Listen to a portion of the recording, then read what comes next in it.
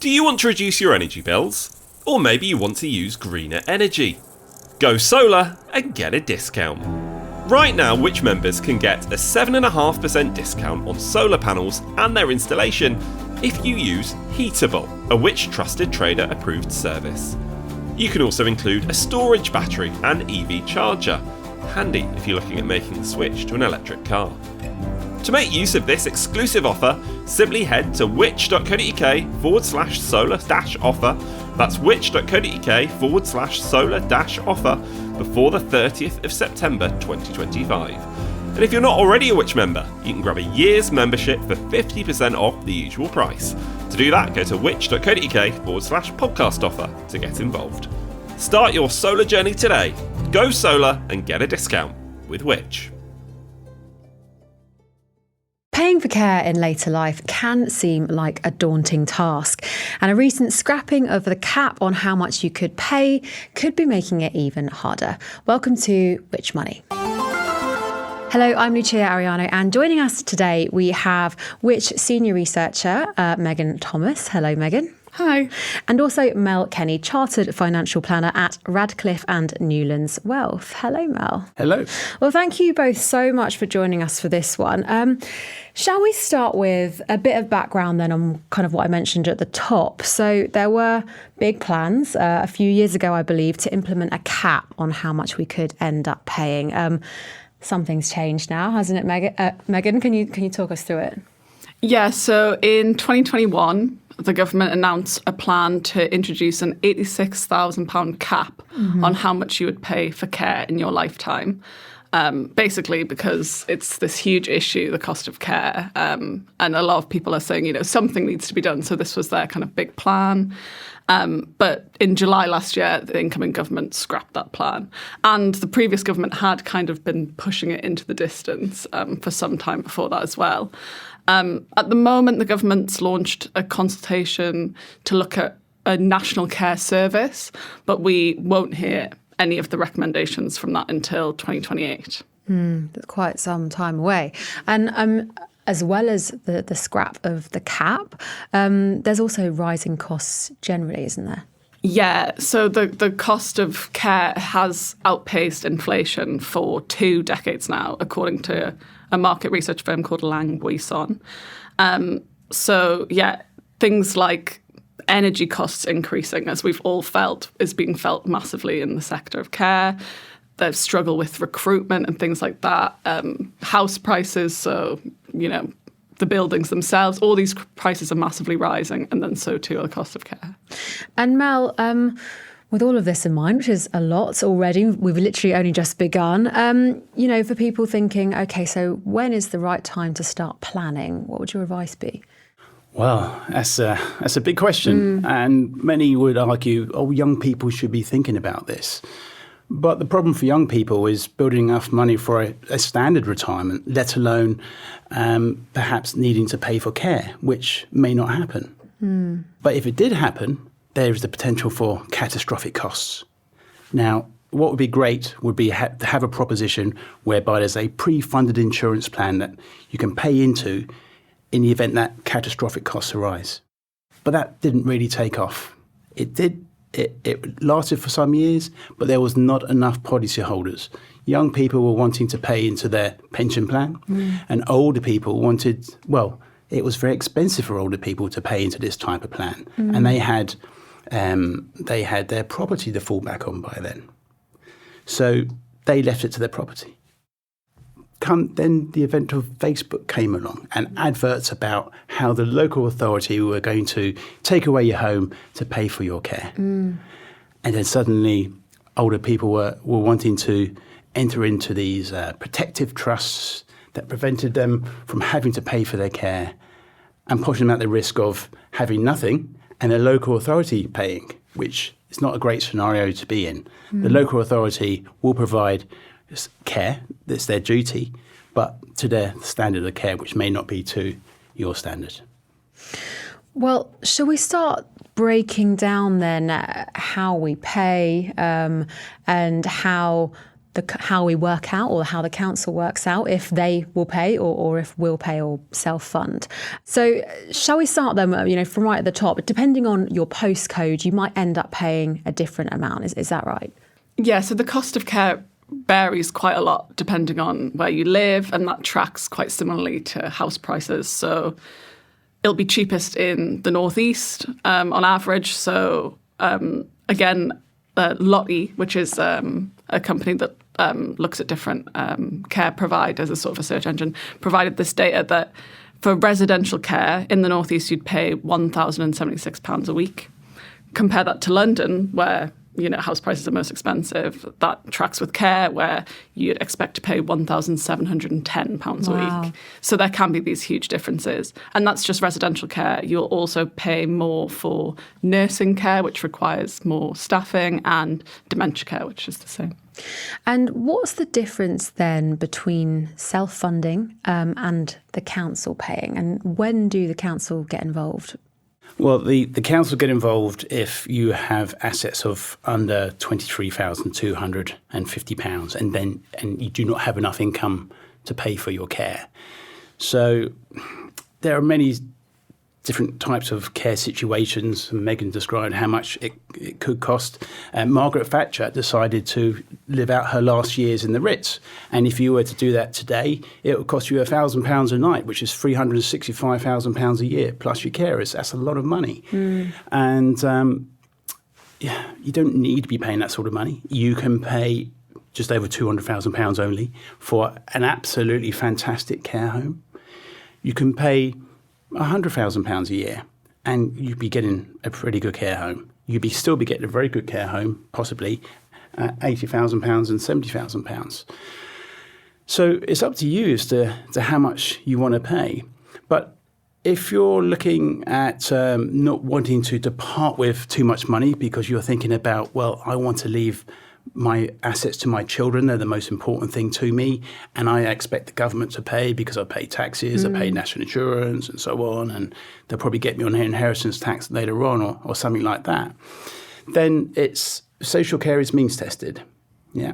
So if you have more than £23,250 in assets, you're expected to pay if you do not have enough income to pay for your care. And there's different rules around how much you pay if you're living at home and if you're in a care home.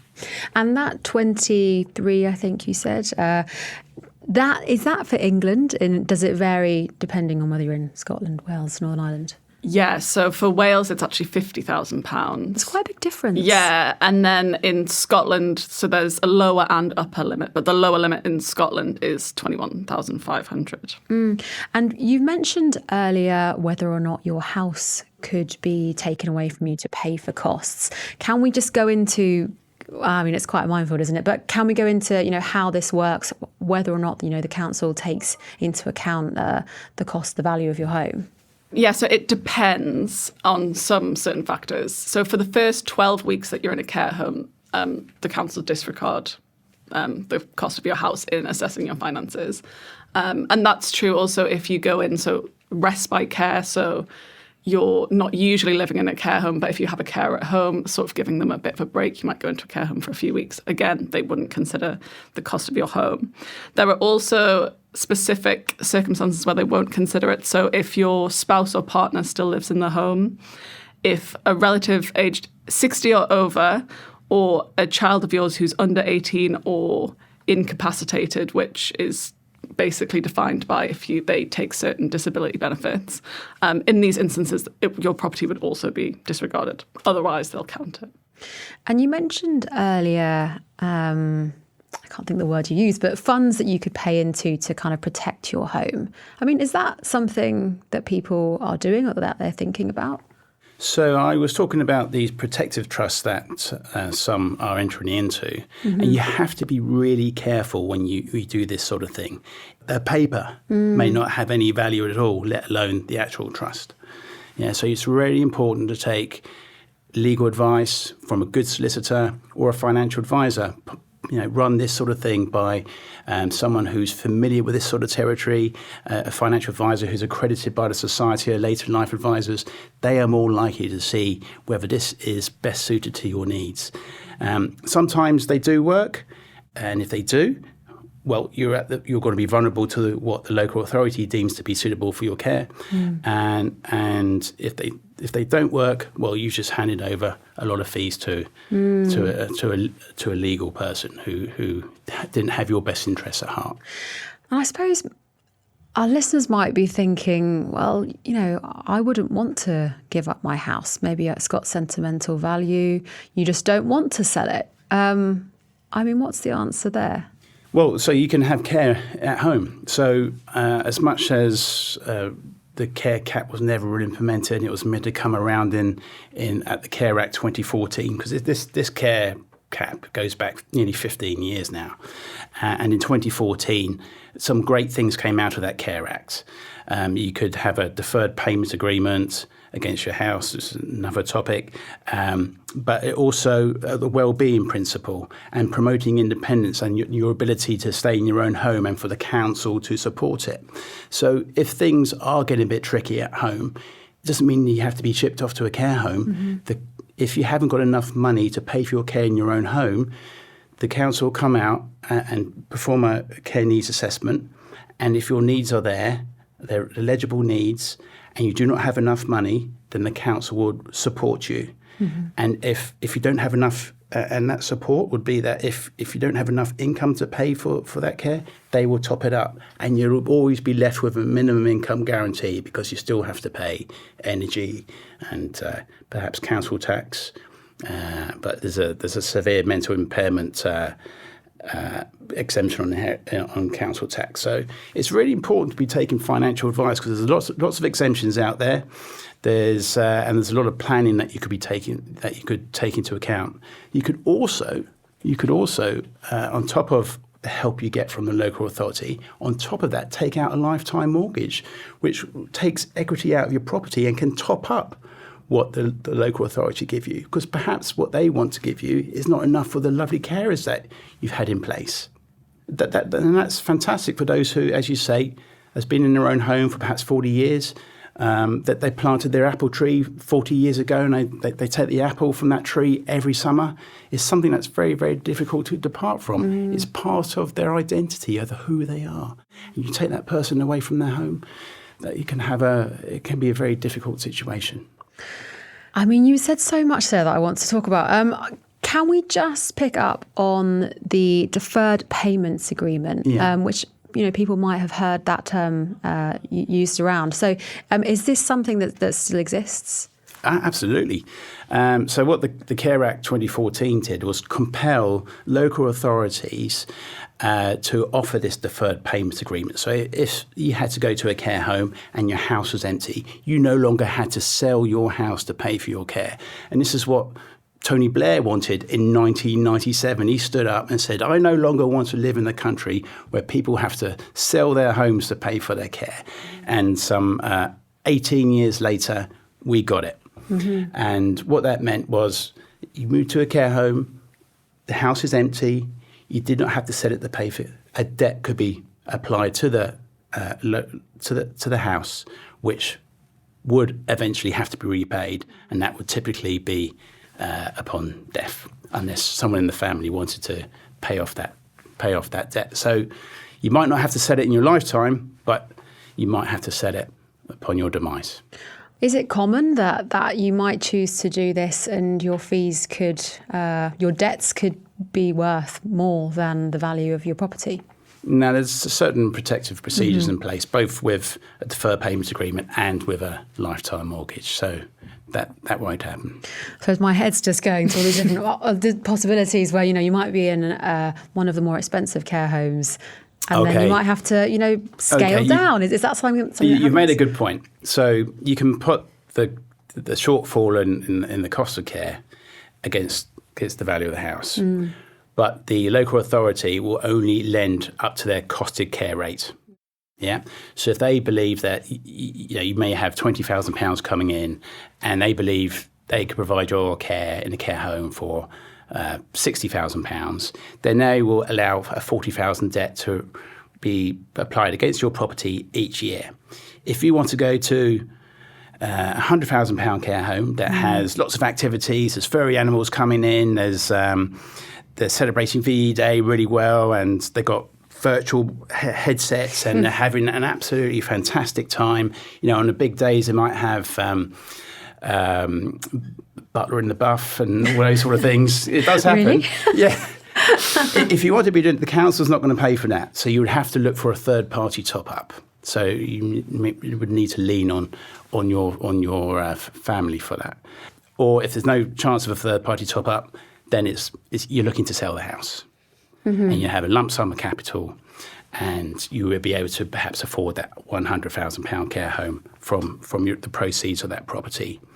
And the worry there, however, is, you might run out of money if the property is worth £500,000, and your I said you had income of 20, you'd be claiming a tenant's allowance, of course. And the cost is 100, and it's an £80,000 difference. You wouldn't want to live more than 6 years. You wouldn't want to enjoy yourself too much. So what you would look to do there is contain the cost of care with what they call an immediate needs annuity, where you give a lump sum of money to an insurer in exchange for a guaranteed income for the rest of your life. They'll guarantee that £80,000, no matter how long you live, and give you the peace of mind that it's paid for. And can we bring in then inheritance tax now? Our listeners might be wondering, okay, well, can I start gifting? And gifting is obviously a term we use a lot with inheritance tax. How does it differ? And how do the rules differ upon, what you can give? And how, let's bring in inheritance tax. What's your advice here? Well, of course, you can gift, and you really need to, if you're sitting down with a financial advisor here, I would be looking at who's driving this? Who's driving this? Is this what mum and dad wants? Do they want to be gifting? Or grandma, who perhaps is more vulnerable in a situation? Or is it little Johnny? Is little Johnny wanting his money now, and he's been a little bit demanding, and it might put grandma at unease because she realised that she wants those extra savings for when she might need it herself. So we need to look at the situation as a financial advisor as to whether grandma or mum and dad should be gifting. Normally, the people put their children first or their grandchildren first, and would look to gift as much as possible. But you need to be careful about whether you might need that money later. And if you are gifting with the purpose of perhaps depriving your estate of assets, thereby falling below the 23,000 mark, so the local authority pays, then if you ever did need care, the local authority would look back on this situation and said, no, we're going to treat you as still having that money. So if little Johnny spent it as well, it's going to be a very tricky situation. So it's good to take advice. And if you don't take advice, then there are things that could go wrong if you're doing it on your own. It must be quite difficult for councils to work out if it's an acceptable amount given away. Because I know with inheritance tax rules, it seems a little bit clearer. You have 7 years, if I'm correct, up until the point where you die. Is that correct? I think that's right. But in this case, it's not so clear cut, is it? No, it's very much at the discretion of the council. So I've heard instances where one person has gifted an amount to like a child, and that's been fine. But in a neighbouring council, someone had done something similar because they'd heard their friend had done it in a different council, and it was fine, and they had been kind of pulled up for deliberate deprivation of assets. So I think always, to be honest, err on the side of caution, because they don't have to give a specific, as long as they can justify it themselves. There's not a specific set of rules they have to meet for what counts, essentially. There really is an awful lot to think about here. And I am conscious that this might be a difficult question to answer, that the answer might be no. But for our listeners wondering, are there any ways that I can reduce the cost of my care home bill? Well, it would be to either have a care home with less activities. And if you have less activities, you'll have a less fulfilled life, and you might have a very miserable end to your stay here on planet Earth.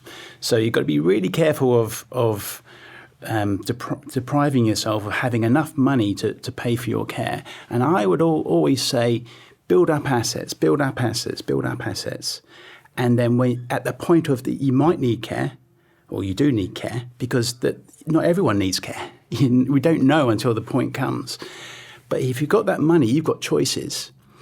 And with that, if you want to make sure that you don't end up facing catastrophic costs and losing all what you built up, then that's where you look at those annuities and a different form of care cap. The government care cap was only covering care costs, personal care costs, whereas an immediate needs annuity can cover not just the personal costs, but the hotel costs, all the costs. So that would be my direction. If you are looking to pay as little as possible, then you need to be giving away your assets very early, okay? Because if the local authority gets a sniff of you thinking that you might need care later in life because you've gone to a doctor, and they'll find out, or you're showing signs of perhaps needing care later on, and you've given away that money, then they'll treat you as still having that money. Nothing to do with 7 years. They can go back as long as they like. They are strapped for money, and it's getting worse. I mean, one of the reasons why the cap and care cost was shelved was because the Labour said it will cost £30 billion over the next 10 years to do that cap, as well as the other arrangements that were in place. And the cost on the local authority would have been huge. To get that clock ticking on paying for care, everyone would need to have gone through a care needs assessment. That's a lot of money. And Megan, is there anything that you'd add to that? Yeah, again, it's less about reducing the bill and other ways that you could help to fund it. So it's definitely worth checking if you're eligible for any benefits. If you're in a care home, you're most likely eligible for attendance allowance, but it could be pension credit or other types of benefits. And then there's a chance that you could get support for your funding from the NHS. This is difficult to get. Most people who apply don't get this. But there's NHS continuing healthcare and NHS funded nursing care, which can pay sort of flat rates each week depending on for the people who have the most severe and complex health needs. So that could be an avenue worth looking into. And what about things like other household bills, council tax or anything else like that you might be able to save money on? Yeah, well, if you're living with dementia, then you ought to be going to the council and claiming the severe mental impairment exemption in council tax. And that's a huge help. So some council tax amounts are a huge amount. And if you're living alone, then there's the single person's discount as well. And we've covered so much today. What seemed like a daunting topic, I'm not sure if it seems more or less daunting. But, for anyone kind of worrying or just generally, what reassurance would you give people, starting to plan or thinking ahead? Well, we're all waiting on Baroness Casey. She's got a very busy time at the moment by the looks of things. And she's to report next year on a 10-year plan, and then a long-term plan in 2028. But there's another general election due in 2029, so we can't really rely on what the government's going to do. The chances are the can's going to be kicked. It's been kicked for the last 15 years, and it's probably kicked even more. Lots of policies based on who shouts the loudest, and unfortunately, those who are in care find it difficult to shout. Actually, on that point, to be able to shout, you need to have a lasting power of attorney in place. Yeah, a lasting power of attorney, especially if you've lost your mental capacity, gives you a voice. Yeah, It gives you a voice. So it's important to have one of those in place. In terms of dealing with your own finances, you can do it alone. There's lots of information on the internet these days, and with AI and so on. It's not all accurate, and sometimes you could be acting off something which is incorrect. So I would say, if you're going to be serious about making sure your ducks are in the row, you really should be taking financial advice. A financial advisor who's accredited by the Society of Later Life Advisors is more likely to be aware of the issues around later life and paying for care. And you should be at the very least reassured that either you're doing the right thing right now, things you could be doing, or things you really ought to be actioning. And what you'll have at the end of that process is a greater likelihood of having peace of mind and being less affected by all the noise out there, what you're seeing on Facebook. You know, you can lean on the independent financial advisor who's abreast of the situation and can hold your hand. Megan, what would you add? Well, I absolutely agree with Mel there. Yeah, it's about doing what you can to plan ahead so it doesn't catch you off guard, because especially, if someone in your family is going into care, that's such a stressful and, distressing time, that to put the weight of all this complex planning on it just then for the first time is something I think you'd really want to avoid. Well, this has been a really important episode. Thank you both so much for joining us. Thank you. Thank you. Thanks for listening to this podcast from Which, the UK's consumer champion. You can find plenty more advice about what we discussed today in the show notes. There you'll also find a link to become a Which member for 50% off the usual price, an offer exclusively available to you, our podcast listeners. Joining Which will not only give you access to our product reviews, our app, one-to-one personalised buying advice, and every issue of Which magazine across the year, but you'll also be helping us to make life simpler, fairer and safer for everyone. Don't forget to hit subscribe wherever you're listening. That way you'll be notified whenever we release a new episode of Which Money, Which Shorts, or any other podcast that we make for you. And if you want to get in touch with us, then follow us on social media at Which UK or drop us an email to podcast@which.co.uk. See you next time.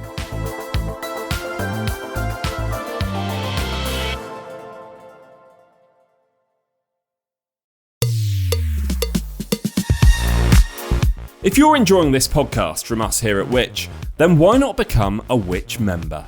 Right now, we've got a special offer, especially for podcast listeners, meaning you can choose any of our 3 membership tiers for 50% off the usual price. Starting at just £39.50 for a full year, you can get Which magazine delivered direct to your door. For the same price, you could also choose a digital Which subscription, giving you access to all of our product reviews, the Which app, and the digital edition of Which magazine. What's more, you'll also be able to use the Ask Which service for personalised one-to-one buying advice. Or why not get a full access Which subscription for just £49.50 for a full year? Don't forget, that's 50% off the usual price. To join Which or to find out more, just head to which.co.uk/podcast offer. That's which.co.uk/podcast offer. Or click the link in the description for today's podcast for 50% off a Which annual subscription.